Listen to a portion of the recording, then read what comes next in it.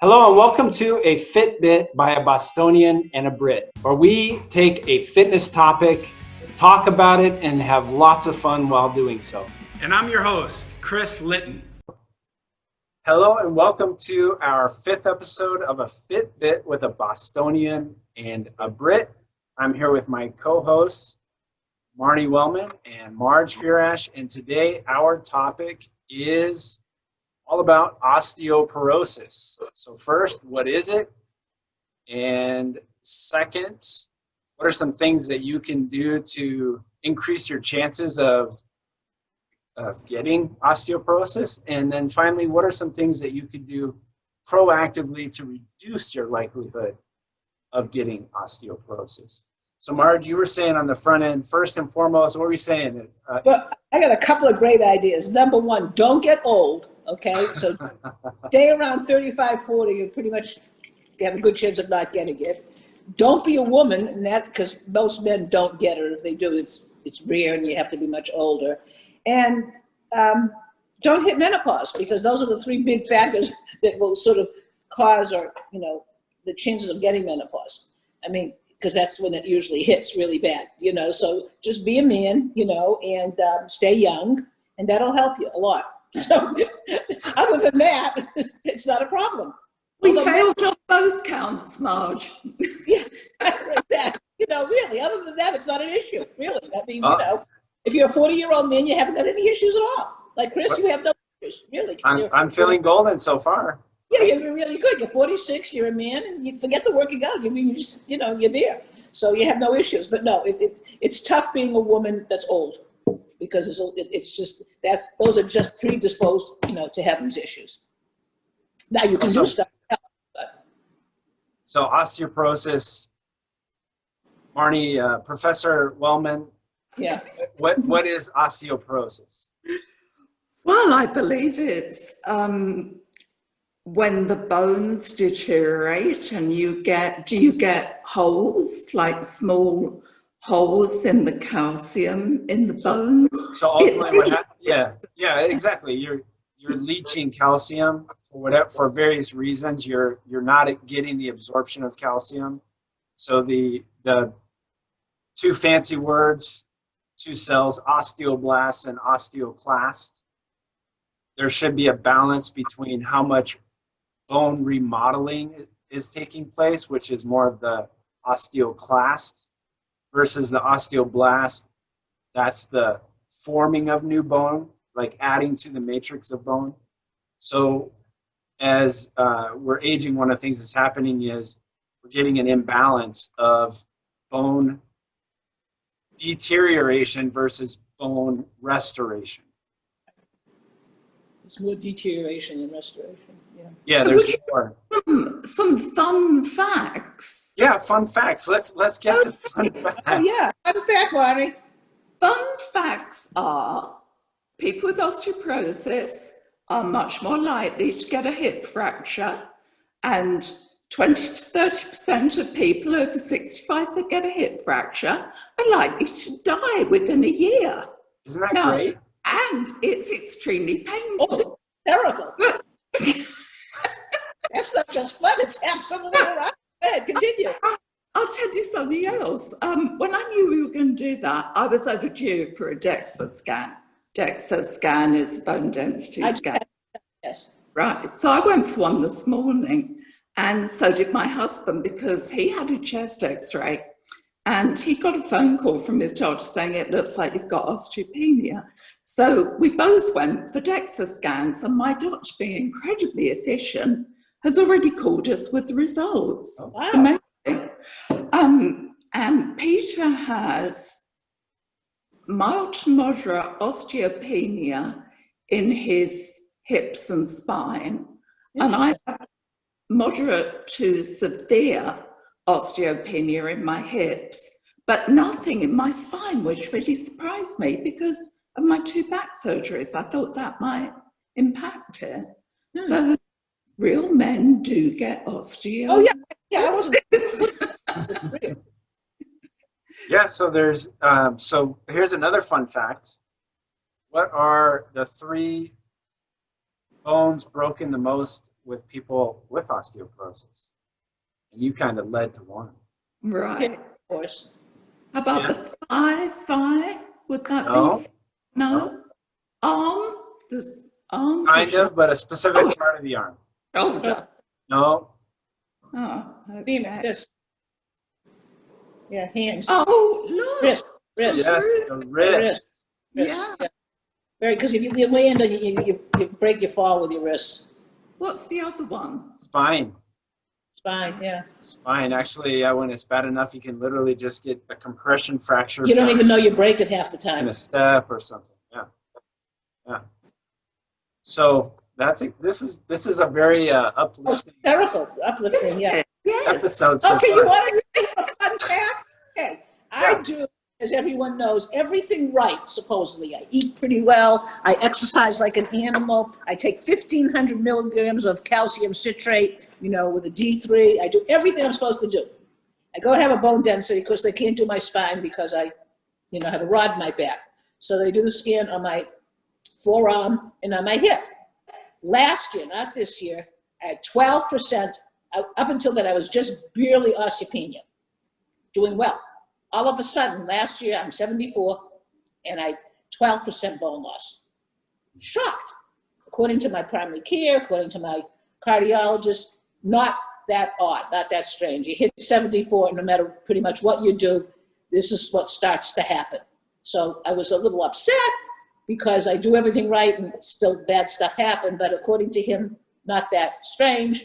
So he put me on this medication. I take once a pill, I take once a month. And I had my bone density done just again.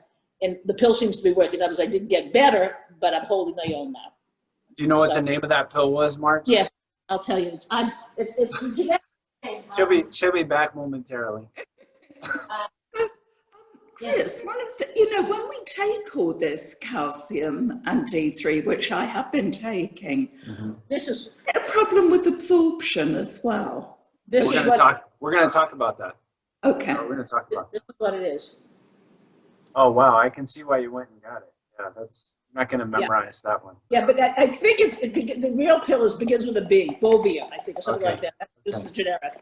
The thing is, the reason it's difficult, when you take it, you can't lie down, you can't take any water afterward, you take water with it, but you can't drink anything, you can't take any other pills, you can't lie down and do anything for an hour. It really has to be absorbed.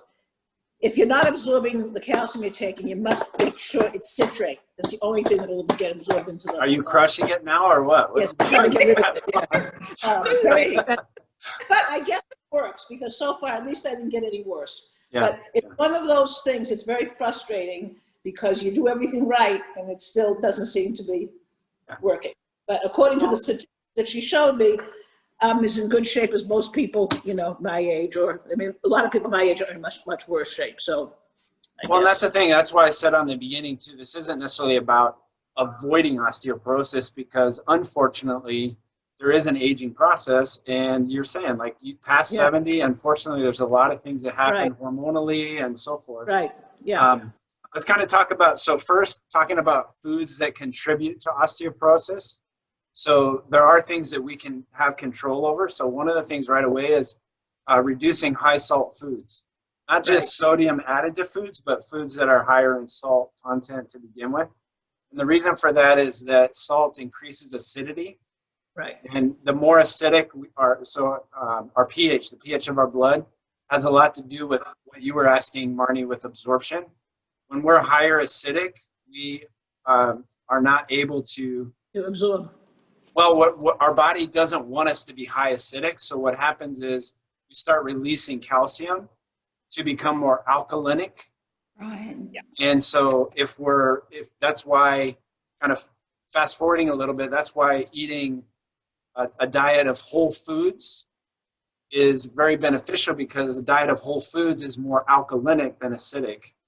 So it creates an environment for better absorption of not just calcium, but all sorts of other vitamins and minerals. Yeah. So, but specific to osteoporosis, that's a big thing right away is if you have a higher salt diet, then you are creating a more acidic environment, which means your body is doing everything it can to make your blood more alkalinic, and that will cause you to leach calcium. Yeah, that's true. So what foods can you eat that will help prevent it? Well, Marnie, funny Oh. you should ask. Yeah. Um, Oh, how convenient that you asked that. Gee.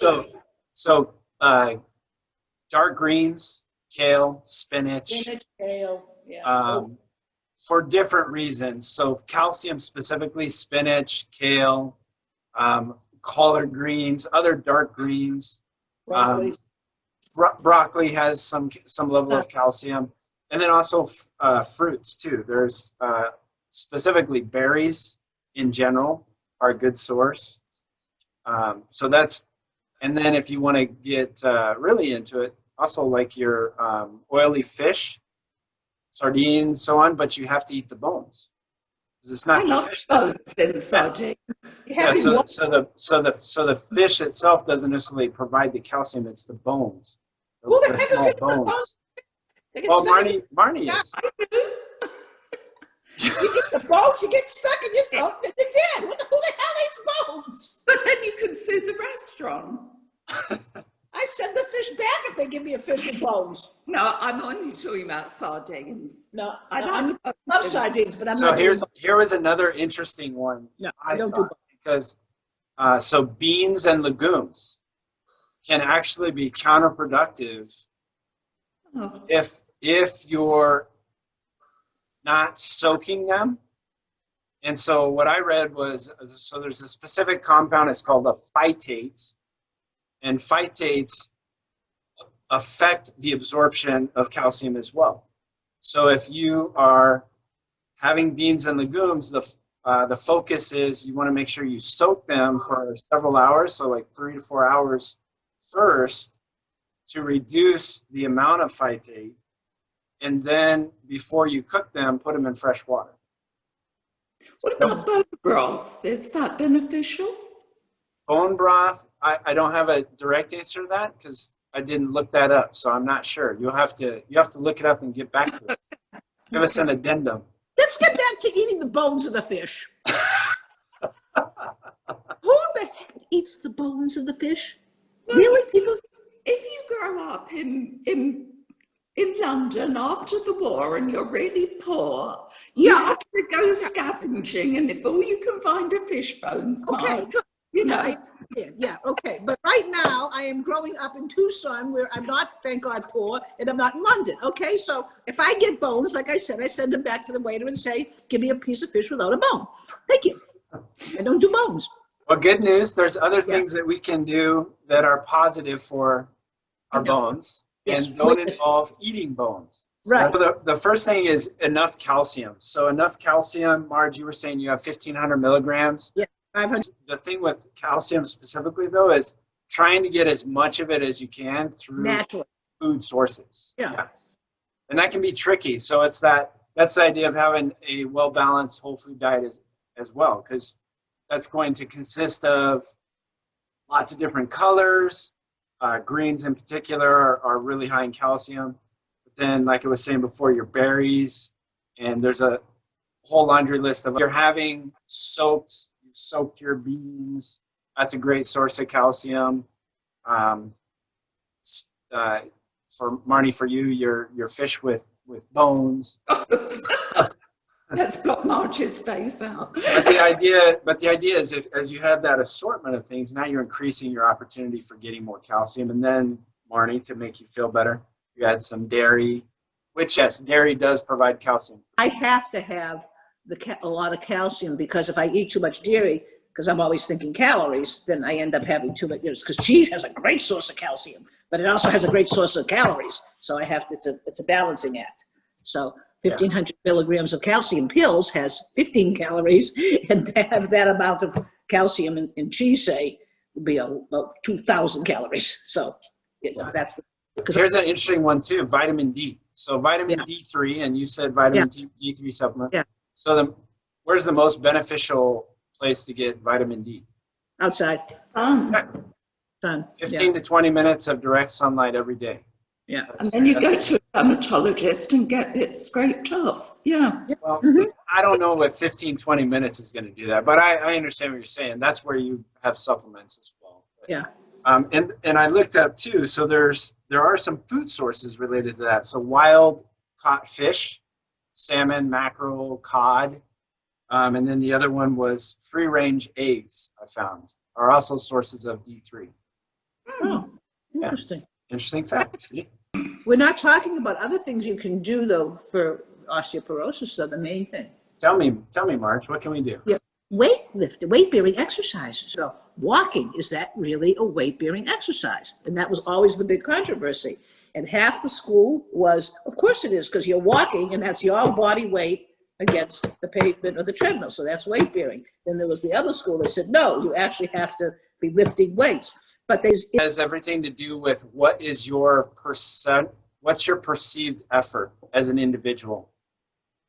So if I'm walking and that's an effort for me, there's probably a stress relationship to that. Right.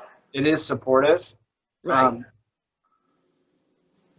So that's what I read, that when you're doing weight bearing, it only helps with osteoporosis at points of stress. Yeah, right. And specifically, so if we want to dive a little bit deeper on that, you're looking for things that are putting stress through what's considered your axial skeleton.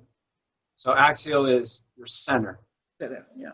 So it's going to be anything from the top of the head going through the spine to the pelvis. That's what you want. So when you're walking, so we'll talk about walking. If I'm walking and I'm intentional too about how I'm impacting, that vibration through the body is a very positive thing. But if I'm walking softly, slowly, Yeah. I'm really not getting much impact there. So stairs are really good for that reason. Stairs, you're able to get a little bit more force application. Or walking up a hill, because you and things that are putting more responsibility. If we wanted to really get it to it, like thinking about other countries, where they carry so many things on top of their head. Yeah. Yeah, a lot of them, as you look at studies, their bone density is incredible. Yeah. And you think about that, they're loading their axial spine all the time. Yeah, they never. Yeah, every time they're walking, and they're holding that position right through the top of the head, so they're getting that load all the way through the body. So that has a lot to do with it. Well, that's always been the question when you see walkers: should they have ankle weights? Should they have dumbbells in there? And is that good? Is that bad? Right.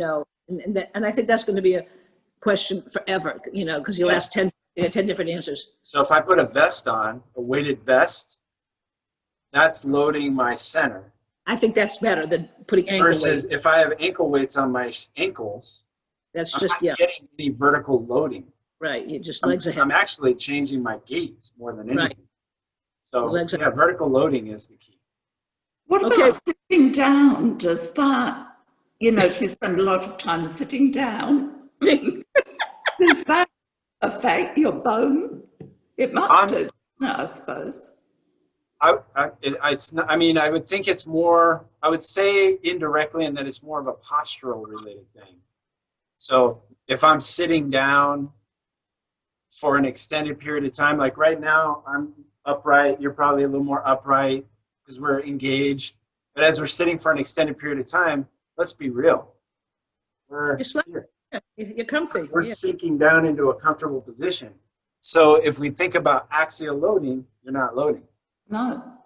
So I would say no. But if I was sitting upright and doing that for extended periods of time, you're loading. You're actually Well, that's why they came out with the physio balls that weighted, and people use those when they're on their computers. Because you have to sort of sit up straight, otherwise you fall off the ball. We need to go back to walking with the book on our head to keep our Call me ladies, yes. Yes. Yeah. So as we're parting away from this riveting discussion on osteoporosis, any final thoughts from the two of you? Well, I was just going to say that, I have to say from a personal thing, I was very depressed when I got that, report last year, here I'm doing everything right. And it was like, what's the point, But then that's looking at it like the glass half empty as opposed to half full. And then when you showed me the statistics, well, guess what? If you weren't doing all that, you'd really be in trouble. Because here I am, almost 75, and other than bumping my baby toe, I have never broken a bone, ever. And I have fallen. I mean, I went bowling and I fell flat in my rear. I mean, I have fallen more times, as you know, than most people. And I've got black and blue and stuff. So there must be something to be said for all that I'm doing. Yeah. So I have to look at more half full as opposed to half. I mean, like, I keep making polyps. And the doctor said, well, take an aspirin. Well, I already am taking an aspirin. You know, eat more vegetables. Well, I'm already doing that. So you can do everything right and still have some sort of bad outcome, but just think if I wasn't doing everything right, you know? So I will continue How to. about you? What about you? I think the temptation is for women maybe to go on estrogen therapy to prevent bone Right. loss, which I don't know, it could be a good idea, I suppose, short term, but at the end it's going to catch up with you. So it's better to try and prevent it naturally through diet and exercise. Yeah. I don't know if you can prevent it, you can slow it down. I don't think you can 100%. And I think it's back to the old thing. They test for so many things now, and they keep changing the parameters of what the formulas are. And Right, yeah, maybe what was classed as moderate to severe today, yeah. years ago, would be normal. So who knows? Don't The I numbers- take it too seriously, but maybe that's wrong. Perhaps I should. Well, so to all of you who listened to today's episode, You've totally confused. Riveting episode. hopefully you learned something. And More confused now. bottom line is what we're saying is you want to be sensitive to some certain things. Like we talked about high salt foods, talked about soaking your beans and legumes and why. And then we talked about some foods that you can enjoy that will also be beneficial for your absorption of calcium as well as gaining calcium and your weight training. Did you say soaking your beans in wine? No, in water. That too. Oh, I got quite excited then. And You I throw the beans away and drink the wine. And that is why we have Marnie on the episode. And also, don't forget to Have a great day. We're excited to see you every week for our show, A Fit Bit with a Bostonian and a Brit. Thank you.